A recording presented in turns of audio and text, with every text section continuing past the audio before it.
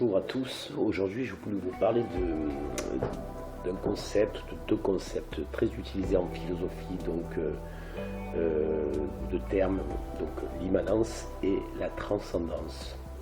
Ce sont des thèmes très récurrents en philosophie. On pourrait même dire que ce sont des termes ecclésiastiques, du moins pour la transcendance. Alors, je vais commencer par l'immanence. L'immanence, c'est ce qui est propre à chaque individu, intrinsèque. Elle s'oppose à la transcendance. Alors, chez d'autres philosophes comme Kant, on parle de transcendantal. Donc, ça n'a aucun rapport, mais je reviendrai sur cette notion à un autre moment.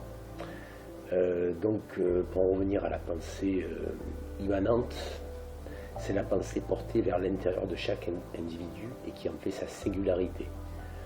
On peut la nommer, pour ma part, la pensée idiosyncrasique. Elle est très personnelle, comme je l'ai dit, intrinsèque.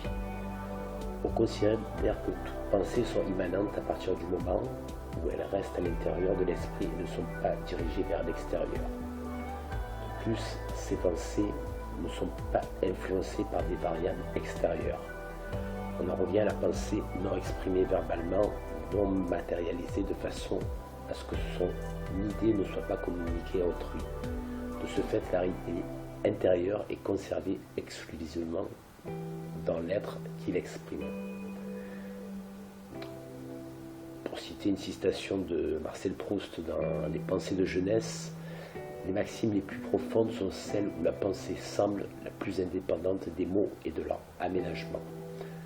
Je dirais pour ma part que la pensée immanente est un conciliabule en monologue intérieur. Alors concernant la transcendance, alors, il y a quelque chose de plus divin, de plus spirituel, de plus céleste. Je dirais que c'est le corollaire de la pensée immanente. Elle ne s'arrête donc pas dans la réflexion, mais se poursuit dans l'action hors de ses pensées habituelles, c'est-à-dire un ordre supérieur et différent du sujet concerné.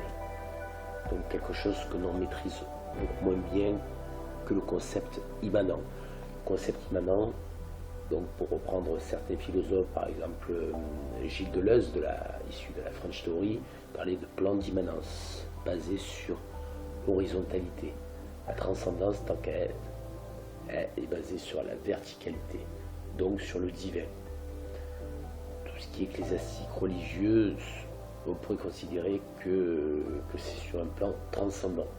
Tout ce qui est un peu plus terre à terre, ça serait l'immanence. L'immanence s'inscrit aussi dans une durée et dans un temps. Donc c'est du terrestre. Pour revenir justement sur la transcendance, c'est elle qui régit la créativité universelle et la transcendance humaine, et qui crée une représentation moins singulière liée à l'individu, donc plus impersonnelle. De ce fait, la pensée transcendante est la modification de l'objet pensé initialement dans la pensée immanente vers une extériorisation de la pensée et son affirmation en objet. Alors, comme si on pouvait assimiler justement cette pensée, donc c'est une image, une métaphore, donc cette pensée a une force centrifuge qui disperse sa réflexion vers l'extérieur. La pensée immanente pourrait correspondre à une force centripète qui fait écho à l'intérieur de la boîte crânienne. Tout ça, ça reste des images, mais j'aime bien parler d'images, de métaphores pour symboliser, pour avoir un sens un peu plus précis de ces deux concepts très utilisés en philosophie bien sûr, et cités par de nombreux auteurs. Donc en comparant l'immanence à la transcendance, on peut établir une loi du soi, centré et décentré. L'immanence est donc le témoin intérieur, tandis que la transcendance se situe en dehors de l'expérience interne.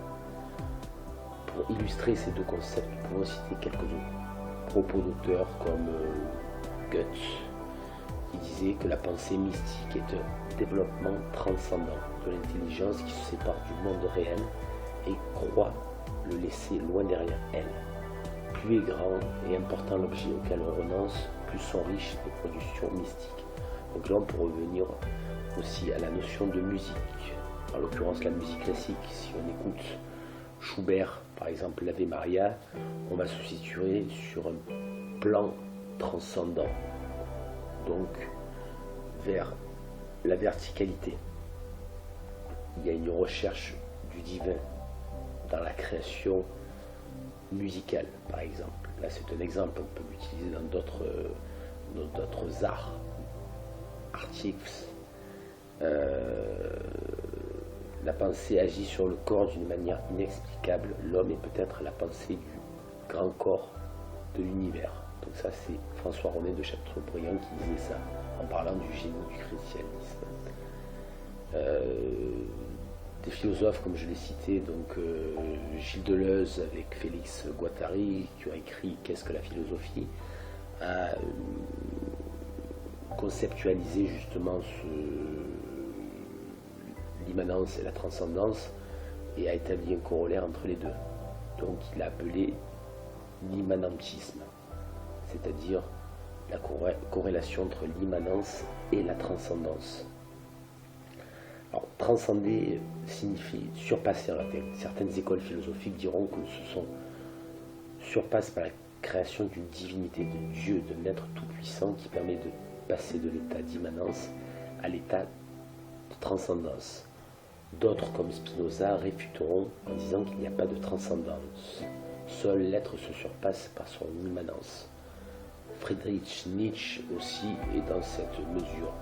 En général, les personnes, les philosophes, les penseurs qui avaient une vision athée se situeraient plutôt sur un positionnement immanent. Ceux qui sont dans des croyances, dans une certaine forme de spiritualité, de divin, de démiurge, se situeraient sur un plan transcendant. Donc, bien retenir horizontalité, immanence, verticalité, transcendance. Et je vais terminer avec ceci. La pensée immanente s'opère dans un référentiel horizontal, comme je l'ai mentionné.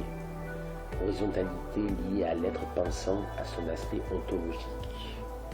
Donc c'est-à-dire sur un espace-temps avec une durée qui lui est propre, personnelle, intrinsèque, tandis que la pensée transcendante est sur un référentiel vertical. Donc tout est relatif justement dans ces deux concepts, immanence et transcendance. Voilà, donc des concepts pas évidents à intégrer, il faut lire des auteurs. Différents auteurs ont proposé des définitions différentes, des acceptions différentes en fonction de la pensée, mais il est important d'intégrer ces deux notions pour pouvoir comprendre différents auteurs philosophiques ou écrivains ou penseurs. Voilà, c'est, je dirais, un peu la pierre angulaire de la philosophie. Voilà, je vous souhaite une bonne soirée, merci de m'avoir écouté, et sur une prochaine vidéo, ça sera sûrement un auteur ou un courant de pensée philosophique ou autre, ou un concept, ou une définition, un mot qu'on utilise souvent en philosophie. Voilà, je vous remercie, Nicolas Gugliotta, je vous souhaite une excellente soirée, une bonne nuit pour d'autres. Merci, au revoir.